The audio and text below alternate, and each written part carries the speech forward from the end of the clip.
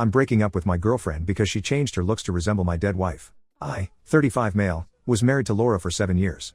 We have a son who is 10 now. She was the light of my life. When we were both 28 we found out she had a rare form of cancer. She passed away 5 months later. This crushed me and I was left drowning in my grief for a long time afterwards. My son and I have been attending therapy weekly ever since. It's been tough, but I feel like we've made a lot of progress. I didn't feel up to another relationship for a while. I've filled my time with hobbies, friends, and spending time with my son and family. Then, a little over a year ago I met Kayla, 33 female, at a work event. We share a hobby that's pretty niche where I live, so we had a great time chatting about it. Eventually we began to go out together. She's great, but differing from my wife. I love her for who she is as an individual. I was hesitant at first, but after speaking with my therapist I decided to try for a committed relationship if we took it slow. At first she was amazing. I told her about my past and that my son comes first even before our first official date. She was very compassionate and understanding about everything. After a few months of smooth sailing I decided to introduce her to my son and they got along great as well. For the first time after Laura's death I could start to see a possible future with someone else. Everything started to go downhill around 4 months ago. She seemed to be a bit more distant than usual, so I sat down with her one night to ask her what was wrong. She teared up a bit and confessed that she felt like I had been neglecting her lately. She then said that she feels like I'm using her as some replacement for my dead wife. This came as a total shock. A part of me will always love Laura, but I didn't feel like I was ignoring Kayla or anything. I asked for some specific examples but she didn't say much afterwards. I felt guilty that I had made her upset, so I ended up apologizing and arranged for us to have a few more date nights and she seemed happy again. Then a couple weeks later she had to go to a cousin's wedding. I couldn't attend because of work but she was only gone for a day. When she got back I asked for pictures but she just said there hadn't been any of her. I thought it was a bit strange but didn't pry. Then, the next day a coworker of mine showed me one off of a private page on Facebook. I was shocked to see an expensive pair of my wife's earrings on Kayla.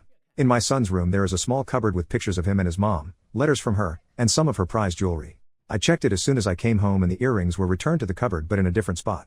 I confronted her and she got mad, yelling at me for assuming she'd be so careless as to lose or damage the earrings. I told her I was just hurt she'd go behind my back and take something with sentimental value, even if they were beautiful.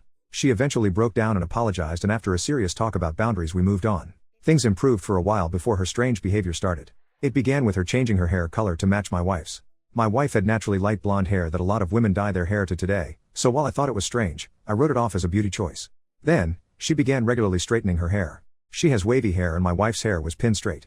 She also started to change her clothes to be more like my wife's, or at least the one she's seen in pictures. She also had her ears double pierced and got a cartilage piercing like my wife. This was all incredibly unnerving but she just said I was crazy. I'd asked my family and they said I was nuts too so I ignored it. Then she brought up having my son call her mama. I said I wasn't a huge fan of the idea but if my son wanted it I suppose it'd be fine.